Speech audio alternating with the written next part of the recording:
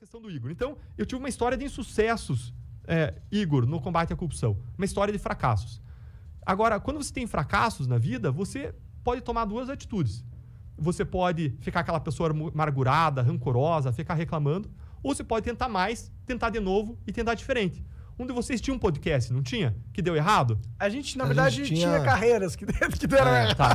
Cara, você podia ficar aquela pessoa amargurada, ou você podia tentar mais, tentar de novo e tentar diferente. E decidindo não desistir, eu fui para Harvard, passei um ano em Harvard, na minha carta lá para Harvard, que é uma faculdade difícil de entrar, né? Eu expliquei o que eu queria. Eu falei, olha, eu vejo impunidade no meu país. Eu vejo um hipergarantismo no meu país. Eu vejo um discurso de garantismo sendo manipulado para proteger os poderosos e não para alcançar a justiça. Eu acho que os direitos fundamentais dos investigados reais têm que ser respeitados, mas não como existe no Brasil, de um modo que você garante direito a recursos para que nunca aconteça a punição. Isso não pode acontecer, isso é injustiça. Então, eu fui lá me inscrevendo em cima dessa minha ideia, dessa minha causa, desse meu sonho.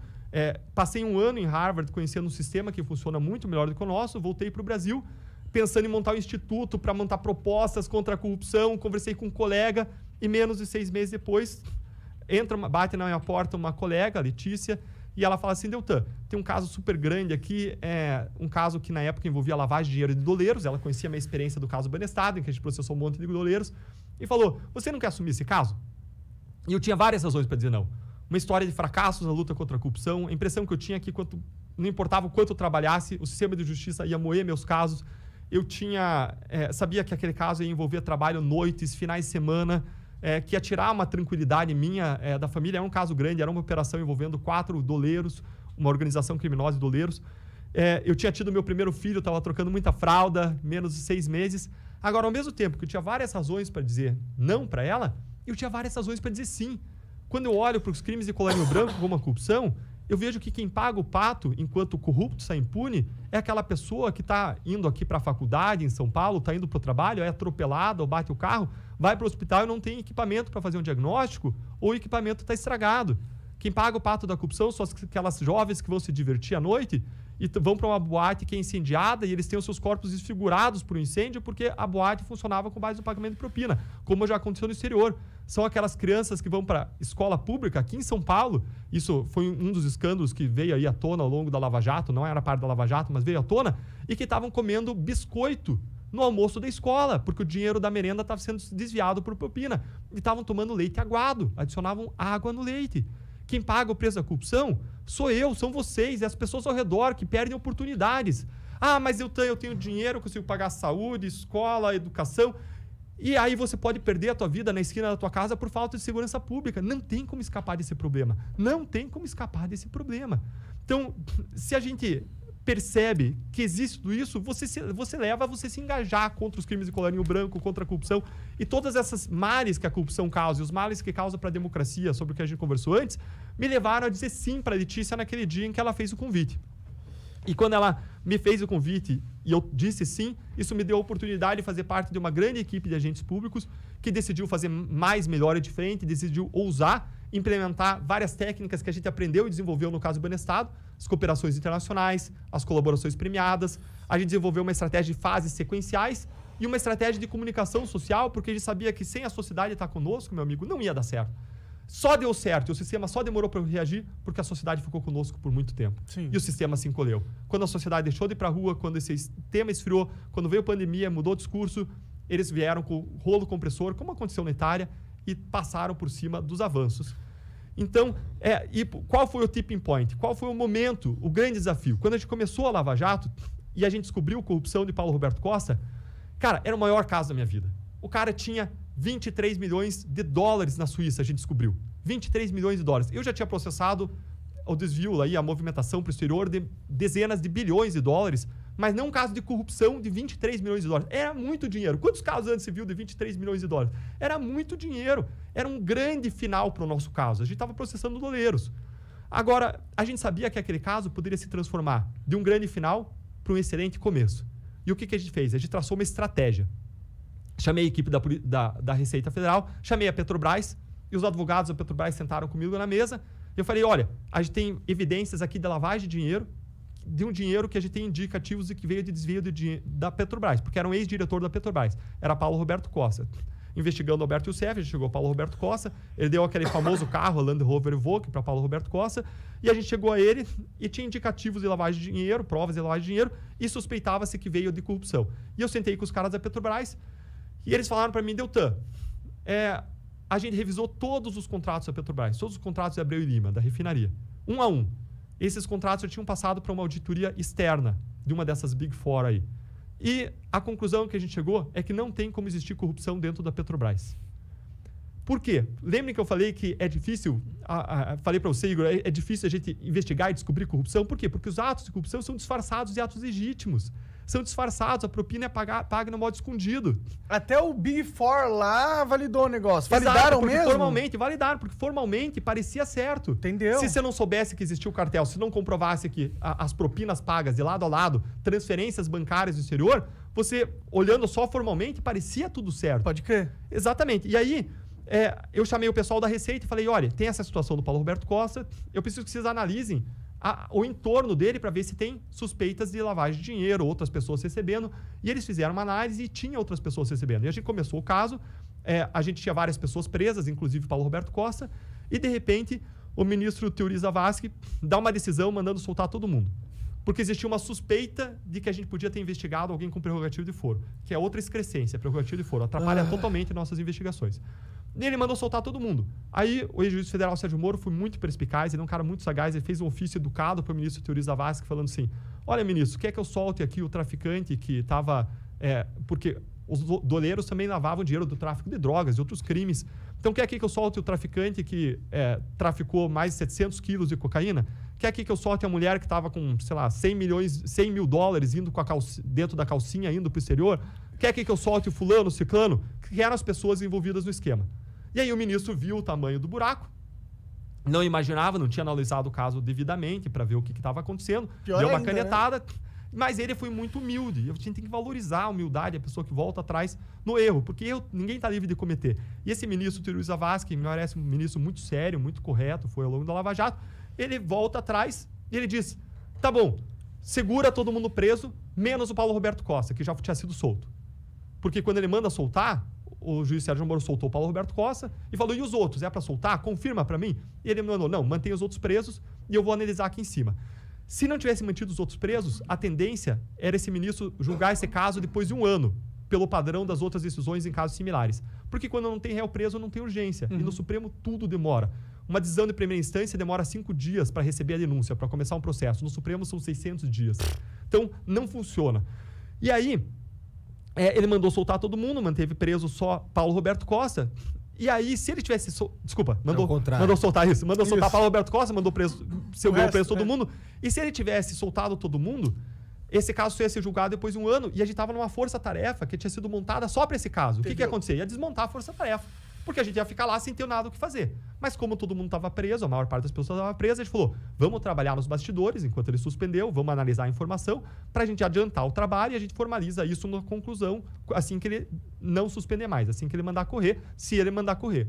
E demorou 1 mês para decidir, e aí ele fala, não tinha investigação de ninguém com foro privilegiado, era uma alegação infundada, toca o pau Curitiba, devolve o caso para nós. Nesse meio tempo, você perguntou da Suíça, como é que a gente estabeleceu o contato.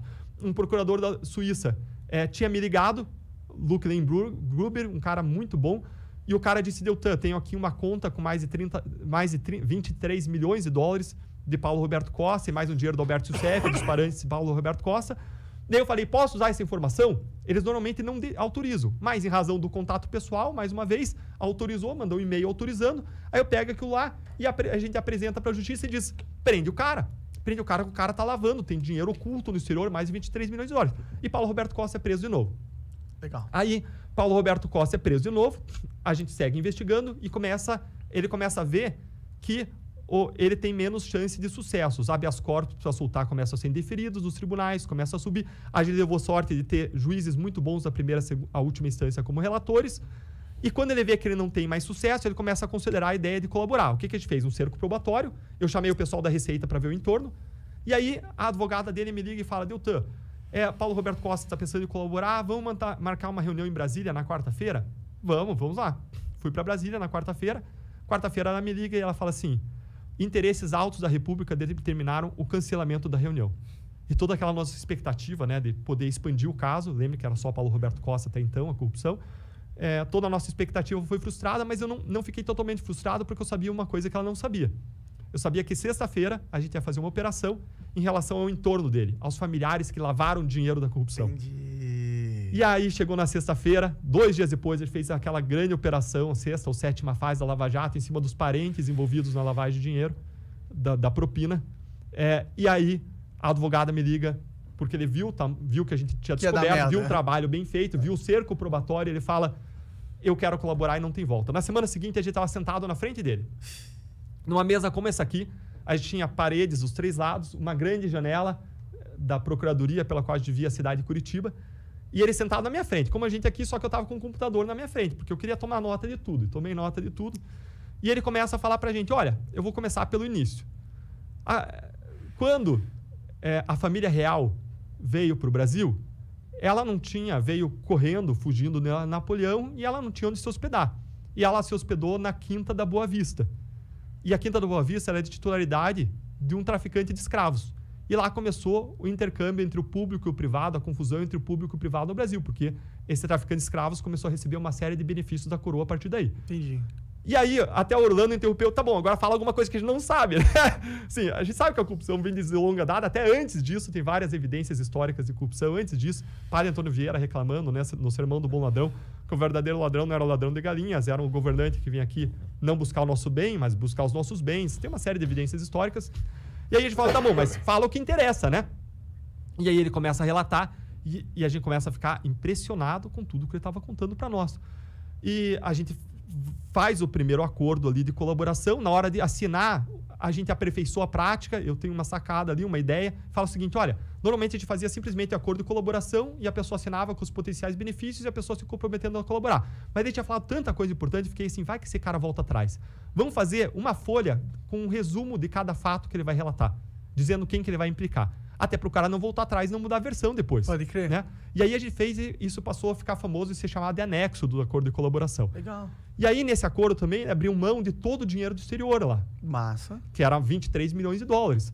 E aí, nesse momento, quando tem a devolução do dinheiro... não tem aqui no Brasil, né? Que pariu, pra abrir mão de 23 milhões de dólares. Cara, e as somas são assustadoras, né? As somas são assustadoras nesse caso. E aí, quando a gente faz esse acordo de colaboração premiada, envolvendo aí... Caramba. Ih, cara, o governo está sabotando este podcast, não está gostando das verdades que está... Aí, boa. Conseguimos vencer o governo. Está no ar já, voltando? Não, só apagou a luz alguém ali de besta. Ah, boa, tá jóia. Bacana. Então, quando a gente faz esse acordo com o Paulo Roberto Costa, você tem lá depositados 23 milhões de dólares. Vamos dizer aí, sei lá, 80 milhões de reais na época, tá? Aí a questão ficou muito mais caro anular esse caso. Todos os casos prévios, eles eram anulados com base em filigranas. Agora, para o cara anular esse caso, ele tinha que mandar devolver 80 milhões de reais. Castelo de Areia, Boi Barrica, Sundown, Dilúvio, vários outros casos foram anulados, mas eles não tinham recuperado dinheiro. Pode crer. Agora você tinha 80 milhões de reais. Difícil, você tem uma materialidade, caro. Né? Não só materialidade, porque os outros casos também tinham materialidade. Mas agora ficou caro. Quem que vai anular e mandar devolver 80 milhões? Vai ficar custoso até pra imagem pública, né? Vai sair uma notinha no jornal, 80 milhões são devolvidos no esquema de... Porque algum político filho da puta. Então, Igor, até aquele momento, todo dia a gente pensava, qualquer dia, a qualquer momento vai vir uma decisão e vai suspender esse caso e vai anular esse caso. Todo dia a gente acordava sabendo que isso era possível e por isso a gente se dedicava noites e finais de semana, nesse caso, tentando pegar os 80 mil documentos que foram apreendidos apenas na primeira fase da Lava Jato e tentando fazer sentido de tudo aquilo. Quando a gente faz o acordo, a gente fala, a gente ganhou um fôlego agora. Agora a gente vai poder trabalhar e vamos continuar dando um gás para trabalhar. E a gente tinha em Curitiba uma série de circunstâncias que favoreceram esse caso. Tinha um ótimo relacionamento com a polícia. Vários lugares, MPF e polícia competem. Mas ali, a líder na Polícia Federal era a Érica Marena, sou amigo dela, assim, a gente gosta muito do outro, tem uma admiração recíproca. Ela até falava, parece que a tua história foi forjada para você estar no caso Lava Jato, pelo que você estudou, né, experimentou na vida. E a gente tinha um excelente relacionamento e a gente trabalhou muito intensamente em conjunto, focado na 7ª fase. E eu lembro do Carlos Fernando falando, você imagina então os grandes empreiteiros do país que corromperam ao longo de décadas, um depois do outro rumando para a prisão. Eu quero ver essa cena, o Carlos Fernando colocava. Vamos fazer uma grande operação. A gente tinha discussão, será que a gente fazia uma só para testar, para ver se ia fazer certo, se ia dar certo, uma empreiteira, ou a gente faz as maiores? Só que se faz de uma, podem anular, derrubar o caso, suspender. Vamos fazer com tudo aquilo que a gente tem fácil para fazer. Vamos fazer as 7 que a gente tinha lá, mais fáceis. Depois a gente fez, no ano seguinte, o Odebrecht e a Unidade de Gutierrez. Eram 2 muito grandes, que a gente não tinha prova ainda naquele momento, que não participavam do esquema do Alberto Youssef, de distribuição de propina. Era outro esquema, era contas do exterior. Era uma coisa bem mais intricada. E aí, a gente fez, então, a 7ª fase. E quando a gente fez a 7ª fase, o Carlos Fernando apostou uma janta com a gente, dizendo, essas pessoas vão passar o Natal em casa. Porque o sistema é assim, doutor. Os poderosos, eles se rearranjam. As elites, elas se rearranjam e elas resolvem tudo. É o que a gente está vendo agora. Mas naquela época, tinha um diferencial. A gente não só teve a sorte dos ótimos ministros e juízes da primeira e última instância, mas a sociedade e a imprensa se mobilizou. E a gente tinha os 80 milhões de reais que, se alguém anulasse, ia ter que mandar devolver. E aí, eles ficaram presos até o Natal. Passaram do Natal presos. O Carlos Fernando pagou a janta, pagou feliz. Pagou feliz porque eu não acreditava. E aí eu comecei a falar, gente, a gente tem que lutar para mudar o sistema. Porque a Lava Jato, ela pode dar um resultado, a gente não sabe quando, até onde ela vai parar. Agora, se a gente quer mudar a realidade, a gente precisa ir além da Lava Jato. A gente precisa mudar o sistema para que todos os casos possam ser Lava Jatos. Não só uma operação que deu sorte, que conseguiu encontrar um bom ambiente para se desenvolver, dar certo, mas a gente precisa que todos os outros casos de corrupção sejam efetivos, recuperem dinheiro, punam os responsáveis. E só isso que pode frear a grande corrupção. A gente precisa mudar as regras também do sistema político que incentiva a grande corrupção. A gente precisa ir além disso.